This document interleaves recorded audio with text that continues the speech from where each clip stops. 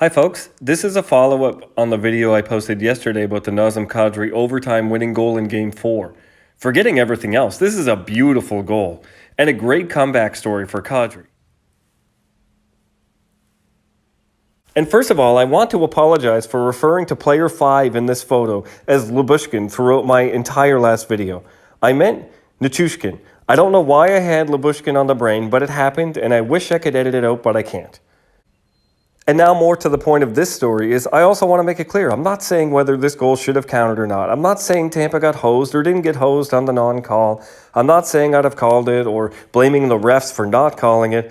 I'm just giving the information, and you can decide on your own, and more importantly, as something you can hopefully use for future reference if this comes up again. And this will be different from the first video in that I really just want to respond to two popular statements that keep coming up, even right up to this minute I'm still seeing it said. That if you want to penalize Colorado for having 6 players on the ice, then you have to penalize Tampa because they had 7 players on the ice. Look, Tampa Bay had more men on the ice than Colorado. There were 7 Lightning players on the ice.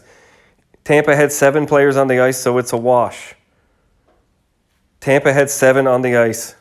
He still had to beat 2 of the 7 Tampa players on the ice. Over and over again, people say it. Dude, Tampa had 7 on the ice at the same time.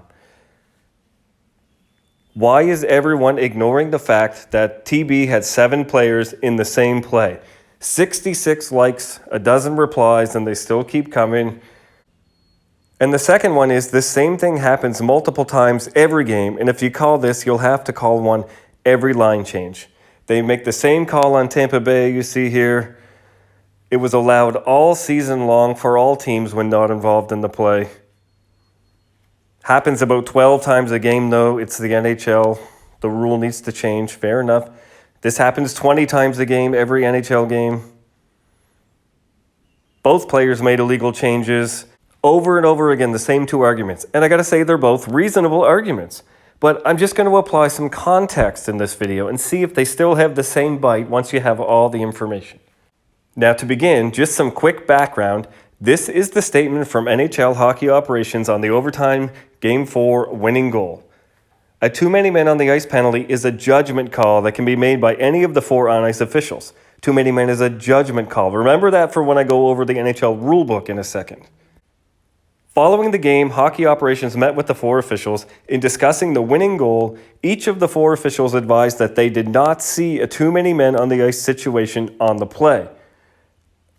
Did not see. I'd love to talk to them myself, not to place blame, not to criticize again, but for information purposes.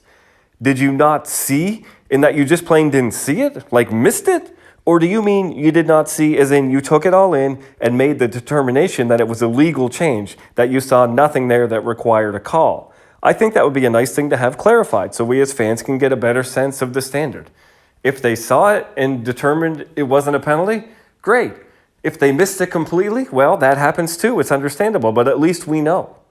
But until we do know the answer to that, I just have to go off what we know as the standard written in the NHL rulebook. So, too many men on the ice, Rule 74. Players may be changed at any time during the play from the player's bench, provided that the player or players leaving the ice shall be within 5 feet of his player's bench and out of the play before the change is made. So basically, a player has to be within 5 feet of the bench and deemed not involved in the play at all before the player that's coming onto the ice can come on. At the discretion of the on-ice officials, should a substituting player come onto the ice before his teammate is within that 5-foot limit of the player's bench, and therefore clearly causing his team to have too many players on the ice, then a bench minor penalty may be assessed.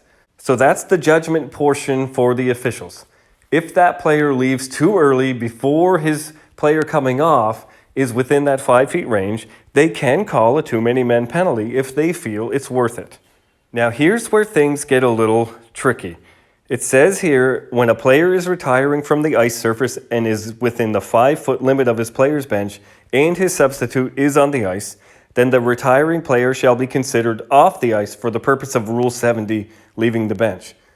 This is open to interpretation, and my interpretation of that is that this only has something to do with Rule 70, leaving the bench, and not anything to do with the current rule we're talking about.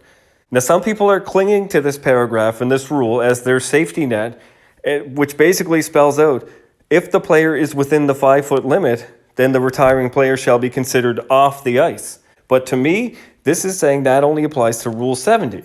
Because if it did apply to the rule we're talking about now, too many men, it would kind of be countered by the last paragraph in the rule. If in the course of making a substitution, either the player entering the game or the player retiring from the ice surface plays the puck with his stick, skates, or hands, or who checks or makes any physical contact with an opposing player, while either the player entering the game or the retiring player is actually on the ice, which basically means that that player is somehow still involved in the play and not considered to be off the ice, like it says in that paragraph above, the infraction of too many men on the ice will be called. So they're saying that player who's within that 5-foot bubble is still possibly going to be interfering with the play and can still be called until they're completely off the ice. And that's also true if they happen to be in the zone. They still could be called offside. They are not automatically considered off the ice for any purpose other than for Rule 70, leaving the bench. So I think we need to take that paragraph right out of the too many men situation when we're trying to apply this rule. Now again, that's my interpretation. You can interpret it any way you want, but this is the information I'm going off of, and I'm going to apply that to the rest of the video. And it's also important to realize that, again, if the player that's going off is still on the ice in any way, shape, or form, while the player that has come on for that player touches the puck, then it's automatically a too many men on the ice situation, no matter how close they are to the bench. That's what the rule book says. So here's a tweet here. It says, here's even more damning footage. Tampa is allowed 2 players changing, making a grand total of 7 on the ice, but the Avs have 1 player changing, which means they only have 6 players on the ice. And here's a photo, clearly labeled. The blue numbers are Tampa players. There are 7, and they are all on the ice. Colorado is labeled with red. There's 6. There are only 6 players on the ice. So the statement, Tampa Bay had 7 players on the ice, is absolutely true. It's irrefutable. There is a lot of photographic evidence that people are sharing. But it's context. I just want to make sure we have all the information around that to see if that really is a valid enough argument to counter whether or not Colorado was more guilty of too many men on the ice than Tampa Bay. And this person took it even a step further. This is a real conversation I had on Twitter last night with this person, and it was a great conversation, very useful, full of information. And in part, this person's point is that Steven Stamkos, on the Tampa bench there, circled in the red circle on the bench, jumped as early as Nazem Kadri. And sure enough, you see Kadri labeled. He's standing by the Avs bench, and Stamkos is basically just about to come out the door. And they end up, as this person pointed out to me, at the same spot on the ice. In this slide, I circled him in yellow. He said, that's Stamkos, right behind Kadri. So he's saying, how could Kadri be deemed to be way too far away from his bench if Stamkos left his bench at the same time and they're at the same place? Wouldn't he be the same distance away from the bench and ultimately be as guilty as Kadri? So let's dive into all these elements. So here's a picture again. We got Stamkos on the bench but coming out. Nazem Kadri is already on the ice. And this picture here, the green arrow is Stamkos. The green arrow in the neutral zone is the player that Stamkos is about to replace. So look where he is. Stamkos is not on the ice yet. And the player he's replacing is at the edge of the neutral zone face-off circle. Now look, Kadri is already on the ice, and McKinnon is over halfway across the ice still. So that's a significant difference in where the 2 players are that the players on the bench that we're comparing here are replacing. And as we move along the video, we see Stamkos jump out, and look where he is now. Stamkos is within a couple feet of the bench still, and his replacement player is now a lot further across the ice, getting closer to the bench. For a little bit of context, the distance between the 2 face-off dots just outside the blue line in the neutral zone is 44 feet, and the entire rink is 85 feet wide. So that leaves roughly 20 and a half feet from the boards to that face-off dot. So that player is about 15 feet from the boards that Stamkos is replacing. Stamkos is still definitely within his 5-foot bubble. And as Stamkos comes out, he's a little under halfway to the face-off dot, and the player is a little under halfway to the bench. So they're both within 10 feet of the bench making that change. That is your gray area. That's your buffer zone. That is the leeway that people are normally given. Instead of a 5-foot bubble, it's about a 10 to 15-foot bubble. And those players are well within the 10-foot bubble. Look where Kadri is now. He's starting to move away from the bench, just like Stamkos is. But McKinnon is still not even to the edge of the faceoff circle where the Tampa player started originally. So Stamkos and Kadri are moving across the ice. There is the player that Stamkos is replacing already at the bench, and McKinnon is still not even lined up with the edge of the faceoff circle in the neutral zone like the Tampa player was when Stamkos started. So that, again, is a significant difference. Steven Stamkos right now is about 30 feet away from the bench now, and Kadri is also about 20 feet away from the bench already. So both of those players aren't even still in that 10 to 15 foot buffer zone that we give in normal circumstances. Both the player coming on the ice, again, I'm going to say that again, both the player coming on the ice and the player that he is replacing that's going off the ice are both outside of a 20-foot range of the bench as they're making the change right now. That is, again, a significant difference between what Tampa Bay just did there. So now when we get up the ice to the point where Kadri and Stamkos are roughly in the same spot, now we see in context how they got there is that Stamkos left slightly earlier than the rule allows, but within that kind of leeway bubble the NHL gives, whereas Kadri left insanely early compared to the player he was taking off. And for even a little further context, when I first saw this photo, I thought Nazem Kadri had jumped on the bench but stood there kind of waiting against the boards like players do until the player they're replacing comes a little closer before taking off. So that you're kind of left early, but you're not because you're still by the bench. You kind of just jump on and stand there and hang around. So you get a bit of a head start, but not much. But in reality, as we see here, Nazem Kadri is near the top of the screen getting ready to come on.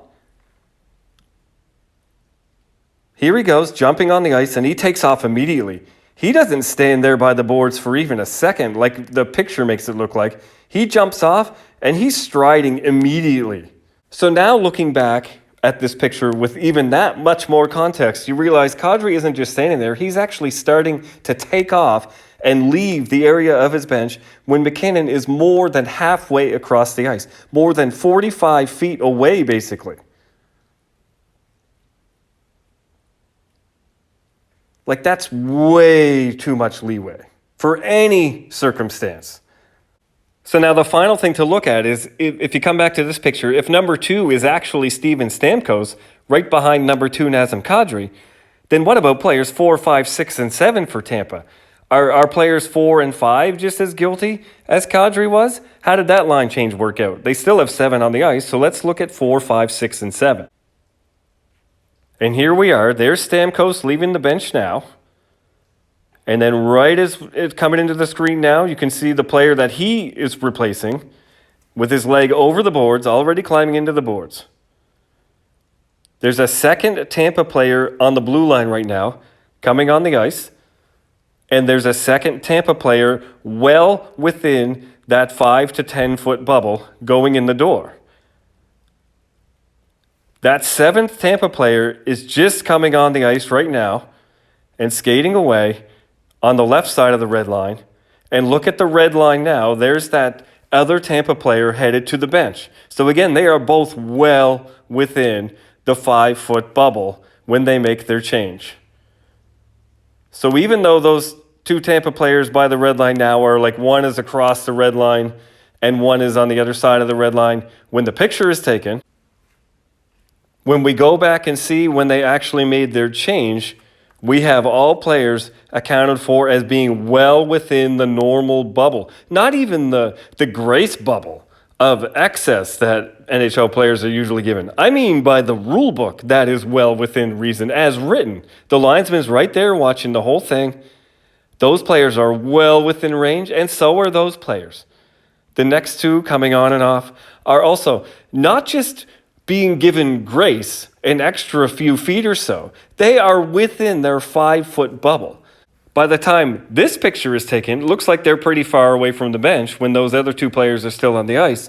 But in context, when you watch how the change actually played out, they are not even just within 10 feet. They are within the 5 foot rule book standard line change. So again, I have to stress, Nazem Kadri made his change and was sprinting to the center of the ice and actually made it across the center of the ice to receive the pass before Nathan MacKinnon got off the ice. Kadri was able to skate 45 feet because Nathan MacKinnon was 45 feet away from the bench when that change occurred. It's completely different than the Tampa Bay player change. So you can't use the argument, well, Tampa had 7 on the ice too. It is not the same.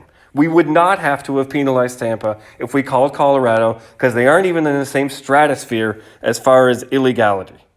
And now the very last point, according to the rulebook, no matter how close that player is to the bench that's coming off, if they are still on the ice in any way, shape, or form, and the player that is coming on touches the puck or any player before that player is completely off the ice, a minor penalty for too many men shall be assessed. It's not a grace period. This is not a judgment call for the official. This is a black and white. You have to call that a penalty if the player is still on the ice situation. And as you can see, doesn't matter if Kadri is 5 feet from the boards or over 55 feet like he is now. When he gets that puck at the blue line, look where MacKinnon is. MacKinnon is just now. As Kadri receives that pass, MacKinnon is just now getting to that 5-foot radius. He's not only not off the ice, he's just barely in the zone for when Kadri should be leaving the bench right now. Nazem Kadri should be over by the bench, just leaving it right now if he's going to follow the rule. So he was given a significant amount of grace and then some. He touches the puck, gains full control, makes a move. MacKinnon is still on the ice, still on the ice, still on the ice, still on the ice. Probably just putting a leg in right now.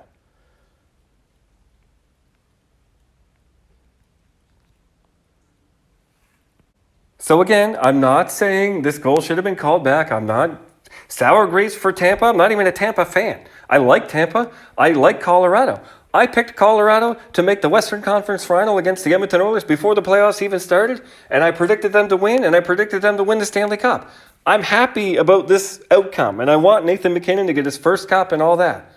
But when I'm looking at this and how I'd like to see this applied for future reference, if this situation ever happens again, all I'm doing is giving you the information to show you why it is different than any other situation that comes up 20 times a game. Those Tampa changes, that Stamkos change, that much grace period, the 10 to 15 extra, okay, that's your bubble, not 45 feet. That is not your bubble. That's all I'm saying.